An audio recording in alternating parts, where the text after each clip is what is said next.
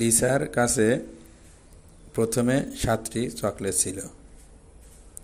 যদি তাকে আরও 9টি চকলেট দেওয়া হয় তাহলে তার কয়টি চকলেট হবে? দেখো, প্রথমে 7টি লিসার কাছে ছিল, তাকে যদি আরও 9টি দেওয়া হয় তাহলে কি বেশি হবে? বেশি হলে আমাদের কি যোগ করতে হবে। তাহলে দেখো, 9 আর 7 আমরা যোগ করব। তাহলে 9, 10, 11, 12, 13, 14, 15, 16। তাহলে লিসার কাছে মোট 16টি চকলেট হবে। এখান দেখো, করিমের 16টি বেলুন ছিল, সে 6টি বেলুন বিথিকে দিল। করিমের কাছে কয়টি বেলুন রইল? তাই করিমের কাছে 16টি ছিল, 6টি সে বিথিকে দিয়েছে, তার মানে কি কমে গেছে। আমাদের এখানে বাদ দিতে হবে।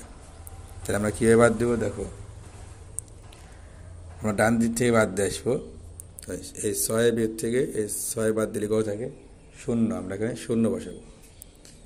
এবং এই 1-এর থেকে এখানে কিছু নাই যেহেতু আমরা এই 1-1ই বসাবো। তাহলে কত হইল? তাহলে করিমের কাছে এখন 10টি বেলুন রইল।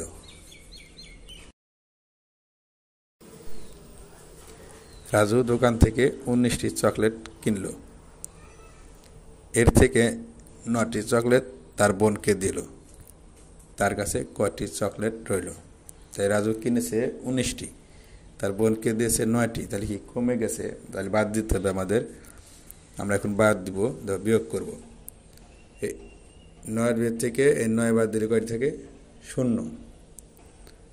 আর 1-এর থেকে আমরা কি বাদ দিই? এখানে কিছু নাই, তাহলে এই 1 এখানে 1ই লিখব। তাহলে কয়টি হলো?